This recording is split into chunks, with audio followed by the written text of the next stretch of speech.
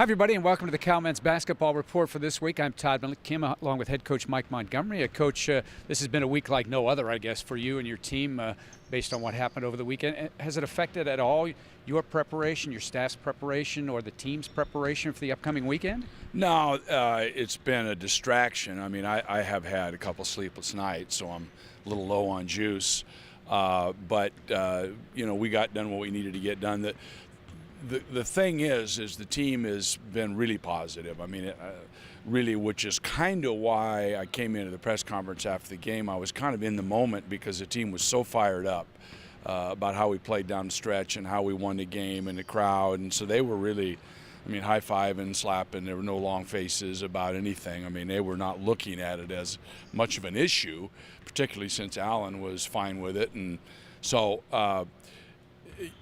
no, the answer is no. I mean, had we had stuff within the team that, Coach, I don't know about that, but it just hasn't been that way. So, and that's always where you go to get your strength. You go to your guys, and they're with you, and that's what's important.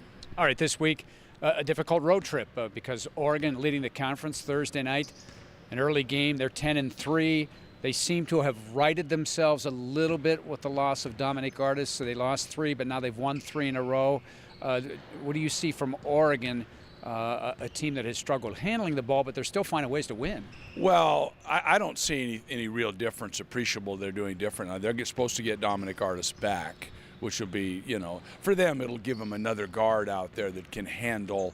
And the thing about Dominic that he does, he can shoot the ball so that he opens it up and spreads the floor for them. So that's a plus. I don't know how many minutes he's going to play, but, they're going to try to get him in there, and I'm sure he'll give him a boost one way or the other.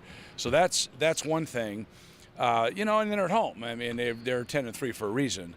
They really play at a good pace. Crowd will pick them up, and they're physical. We've had some problems with that. I thought SC was physical. They get after you. They play at a very high pace, and so they should have a little. And I'm sure that they're probably a little bit irritated with their Bay Area trip, and so all that put together, it means it's going to be a real tough trip. Then Oregon State Saturday afternoon, a team that's played a lot of close games this year, and at times they can look great, at other times they can look a little disjointed, but they certainly have the weaponry, it would appear, to be a dangerous team on what will be for them their senior night. Well, I didn't know that was their senior night. What I do know is that in this league this year, I just don't think there's anybody that's not capable of winning. I mean, you look at the 3 teams that are currently at the bottom in terms of number of wins, Washington State, Oregon State, and Utah, and they've played everybody right down to the nubs. I mean, Washington State had a heartbreaker the other night against Oregon, I think it was, where the kid grabbed him. They're tied going to second overtime. They've played very well. So, and Oregon State's no exception. They've got some players. Roberto Nelson lit us up for 25 last time. We know Starks can shoot it. Moreland's a long arm guy that blocks a lot of shots. Collier's long arm, physical. I mean, they got a lot of weapons, and Burton's very unorthodox. So they got some guys.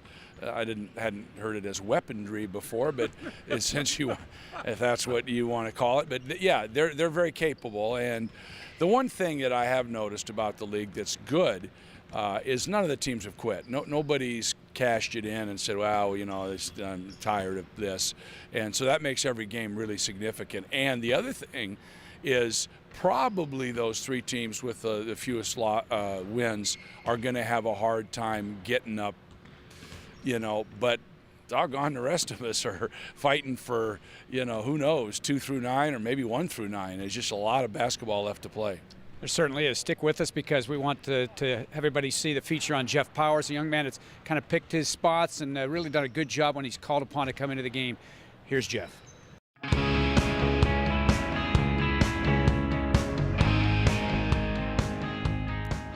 What you see is what you get with Jeff Powers, a steady Eddie, so to speak. When he's in the lineup, you'll get great effort, a guy who knows his role, and a guy who will bury the open 3. I definitely take pride in being the guy that coach can count on and rely on, so I think that's always a good thing. And obviously I bring my shooting ability to the court, but I think being the guy that can be relied on is always a plus, so it's a good thing. The work ethic and team-first philosophy harkens back to his playing days at De La Salle High School and head coach Frank Alaco. Powers played on a state championship team and 2 NCS finalists, where a loss was as rare as a missed assignment. I mean, it shaped the player and person I am today. So I firmly believe that if I didn't play at De La Salle, I wouldn't be playing Division I basketball, because I'm not a particularly amazing athlete, and it's, I mean, everything I do today is contributed to my high school years. After his playing days for the Spartans, Powers attended Denver, but after one term he left, and fortunately the hometown team called. Don't get me wrong, I did enjoy myself at Denver, but I just think if basketball-wise it wasn't really working out. And so I'm very thankful for Brandon speaking up to coach and saying, like, hey, Jeff Powers is available. And so I got snagged up, quite frankly, pretty fast, so I think I was very grateful for that. After sitting out the NCAA mandated 1 year for transferring, Powers made an immediate impact during a trip to the state of Washington. Subbing in for an injured Alan Crabb, Powers started against the Cougars and tossed in a still career-high 14 points. That ended his anonymity in the Pac-12. And every time I step on the floor every time, shooter. So, yeah, I mean, I think coaches strategize for when I do come on the floor, and I know Washington State does for sure. Not flashy, always dependable, Jeff Powers may someday be a coach. Right now, he's a coach's dream. I mean, with Ricky gone, that's what Ricky brought. And so I think that, try to take up that role that Ricky had maybe, and contribute any way I can, because, I mean, guys are face guarding Alan, face guarding Justin, and I'll just be the guy that's going to be forgotten in the corner wide open.